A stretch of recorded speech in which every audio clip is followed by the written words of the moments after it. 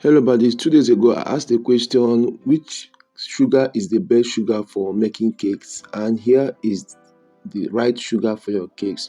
It's called castor sugar.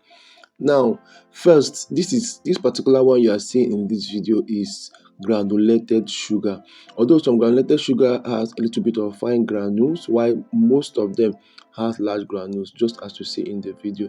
So if you are using this type of sugar for your cakes or for maybe making dough, it will be very difficult for you to cream and get what you want. So all you need to do is to just transfer this sugar into your blender or your food processor, whichever one, or you can use a mortar and pestle. Just blend it few seconds.